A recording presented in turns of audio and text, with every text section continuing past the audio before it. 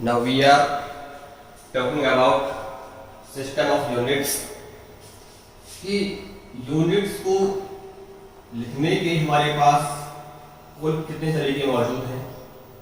तो system of units में basically हम 3 या 4 सिस्टम्स पढ़ते हैं। First system is FPS system. जिस सिस्टम में डिस्टेंस को फुट में या फीट में, मास को पाउंड में और टाइम को सेकंड में मेजर किया जाता है, उस सिस्टम का नाम होता है FPS system, foot pound system.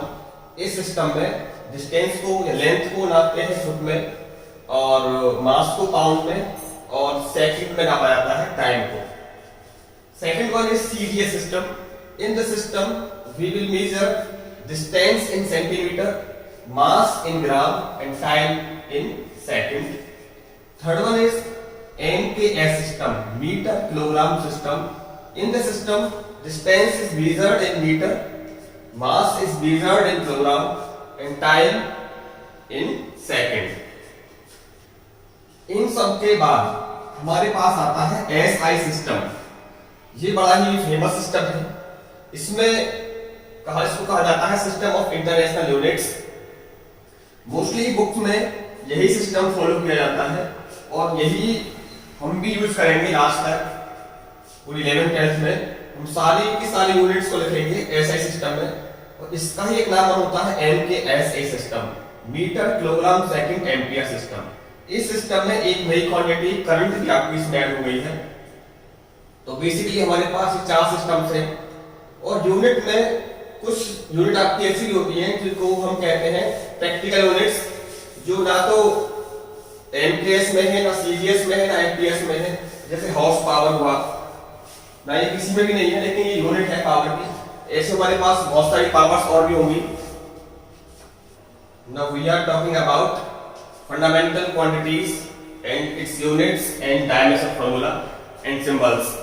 तो as we know there are 7 physical quantities. First one is length. Length का जो यूनिट होता है वो ऐसा ही सिस्टम की बात कर रहे हैं हम, इट इज मीटर।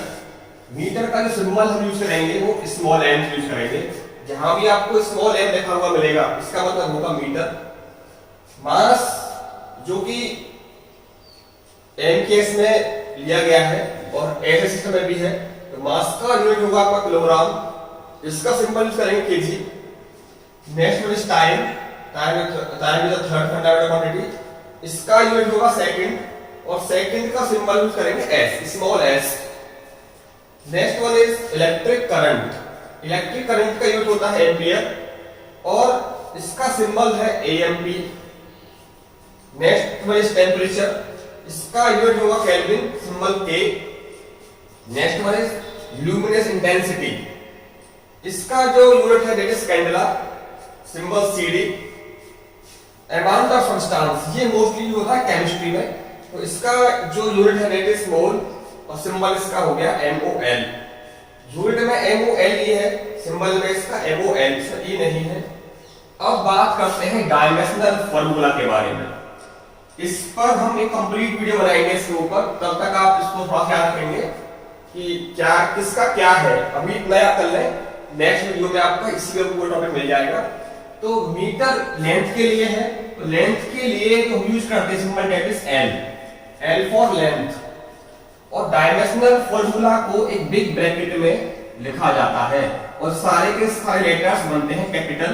तो लेंथ के लिए हमने यूज किया है L, मास के लिए कैपिटल M, टेंपरेचर के टाइम के लिए कैपिटल T। लेंथ के लिए हो गया it's for mass kilogram, KG and mass का M।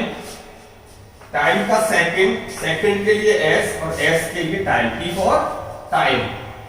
इलेक्ट्रिक करंट के लिए एम्पियर, एम्पियर का सिंबल AMP और इसका जो डायमेंशनल फार्मूला है that is A। Next is temperature, kelvin, K, इसका सिंबल भी आपका K है। Luminous intensity candela, CD and it is CD। मोल का MOL होगा।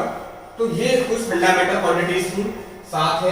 इनकी डेफिनेशंस के लिए आपको इसके वीडियो के डिस्क्रिप्शन में लिंक मिल जाएगी, वहां पर आपको मिलेगी PDF। वहां से आपको याद कर सकते हैं। इनको डिफाइन किया गया है, सिस्टम ऑफ इंटरनेशनल ब्यूरो ने इसको डिफाइन किया है कि 1 मीटर लेंथ कितनी होगी, 1 किलोग्राम कितना होगा, तो 1 सेकंड कितना होगा, 1 एम्पियर कितना होना चाहिए। ये सारे स्टैंडर्ड हैं, वो मेजरमेंट ब्यूरो है पेरिस में है, उन्होंने इन सबको फिक्स किया हुआ है कि 1 मीटर कितना होगा, 1 किलोग्राम कितना होगा। तो उसकी बात फिलहाल नहीं कर रहे हैं, we are talking about only units, symbol and dimensional formula. तो आपको याद होना चाहिए लेंथ का L, मास का M, टेम्परेचर का टाइम का T, एम्पियर का A, टेम्परेचर का K, कैंडेला और मोल, ये आपको याद कर लेने हैं। अब हम समझने वाले हैं नया रिलेशन कि फिजिकल क्वांटिटी, क्योंकि हमने भी पढ़ा है किसी भी क्वांटिटी को मेजर करने के लिए हमारे पास बहुत सारे सिस्टम ऑफ यूनिट्स हैं। MKS हुआ, CGS हुआ, MPS हुआ, ऐसा सिस्टम हुआ, MKSA सिस्टम हुआ। तो हर सिस्टम में हर चीज का अलग अलग यूनिट आपको मिलेगा। जैसे कि हम बात करें टाइम की, तो टाइम को हम नाप सकते हैं आवर्स में, सेकंड्स में, मिनट में। तो ये सब क्या है, अलग अलग सिस्टम में अलग अलग आपकी ये यूनिट्स हैं। तो यदि मैं फिजिकल क्वांटिटी को शो करता हूं Q से, तो किसी भी फिजिकल क्वांटिटी में अब दो चीजें होंगी बिल्कुल खास, एक उसकी न्यूमेरिकल वैल्यू होगी, एक उसका होगा यूनिट। इसमें जो n का मतलब है, it is for numerical value, ये मुझको बताता है कि वो कितना है, या हम ये समझ सकते हैं कि वो जो पर्टिकुलर क्वांटिटी की बात कर रहे हैं वो किसी यूनिट से कितनी बार कंपेयर हुआ है। जैसे मैंने बोला आपसे कि इसकी लेंथ जो है वो सपोज 4 मीटर है, तो इसका मतलब ये होगा, मीटर क्या है आपकी, आप कहोगे सब ये फंडामेंटल क्वांटिटी की यूनिट है लेंथ की, तो 4, इसका मतलब ये है कि 1 मीटर के स्केल से इसको 4 बार कंपेयर किया गया होगा। तो जो क्वांटिटी उसकी यूनिट से जितनी बार कंपेयर होती है या वो जितनी होती है, वो कहा जाता है उसका न्यूमेरिकल वैल्यू या मैग्नीट्यूड। ये पता है आपको, इट इज फॉर यूनिट। अब किसी भी फिजिकल क्वांटिटी की जो यूनिट है उस पर डिपेंड करता है उसका न्यूमेरिकल वैल्यू कितना होगा। तो एक ही फिजिकल क्वांटिटी अलग अलग सिस्टम में अलग अलग न्यूमेरिकल वैल्यू ऑब्टेन कर सकती है। जैसे मैं बात करूं आपसे, सपोज 1 आवर, तो आप कहोगे sir it is equal to 60 minutes, और यू कैन से 3600 सेकेंड्स। इन सब का एक ही मतलब है। तो ये क्वांटिटी है टाइम की। अब इस सिस्टम की बात करें तो it is N1, it is unit U1।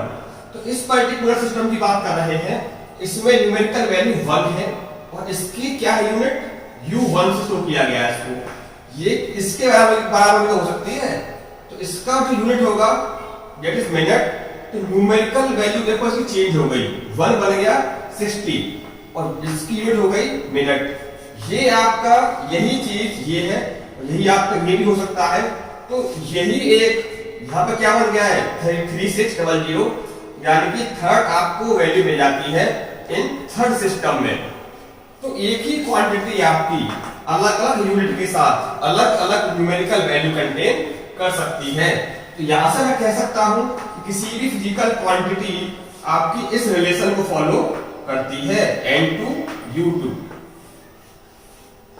ये है आपका कांस्टेंट, यानी कि इसकी वैल्यू चेंज नहीं होगी। आप समझ जाएंगे, मैं बोलूं आपको 60 मिनट्स बोलूं या 1 आवर बोलूं, तो आपके मन में ये मतलब नहीं आएगा कि 7 बोला जाएगा तो ज्यादा होगा। दौड़ का मतलब कैसा रहेगा, एक ही रहेगा, तो एक का मतलब कांस्टेंट रहेगा वो। तो यहां से एक बात और है जो हम समझ सकते हैं, मैंने लिखा है N1U1 बराबर N2U2 बराबर कांस्टेंट। तो इसको मिल सकते हैं NU बराबर कांस्टेंट, यानी कि N और U numerical value and unit का जो प्रोडक्ट है वो रहेगा आपका कांस्टेंट। अब एक बात और देखिए, आवर बड़ा होता है, मिनट छोटी होती है। तो बड़ी यूनिट थी तो इसकी वैल्यू कैसी है, कम है। जैसे ही यूनिट छोटी हुई तो न्यूमेरिकल वैल्यू आपकी थोड़ी सी बढ़ गई, यानी कि यूनिट छोटी हुई तो न्यूमेरिकल वैल्यू बढ़ गई। अब आपने इसको और छोटा कर दिया तो देखो इसकी वैल्यू थोड़ी सी और बढ़ गई। यानी कि न्यूमेरिकल वैल्यू बढ़ रही है तो यूनिट आपकी घट रही है, यूनिट आपकी छोटी होगी तो वैल्यू आपकी बड़ी होगी। और यहां से भी आप कह सकते हैं कि न्यूमेरिकल वैल्यू और यूनिट आपस में होते हैं इनवर्सली प्रोपोर्शनल। बड़ी यूनिट होगी तो न्यूमेरिकल वैल्यू आपको छोटी मिलेगी, यदि यूनिट आपको छोटी है तो वैल्यू आपको बड़ी मिलेगी। तो ये कहानी है न्यूमेरिकल वैल्यू और यूनिट के बीच के रिलेशन की। आप इसी सिस्टम का, इसी फॉर्मूले का यूज करके एक क्वांटिटी को एक यूनिट में कन्वर्ट कर सकते हैं। तो ये ध्यान रखना है आपको कि न्यूमेरिकल वैल्यू का मतलब क्या है। इसको आप कह सकते हो मैग्नीट्यूड भी कह सकते हो, और यूनिट तो आपके पास है ही, दो तरह की होती है, फंडामेंटल और डायरेक्ट, वो हम डिस्कस करेंगे। तो अभी फिलहाल आप इतना समझें इसको।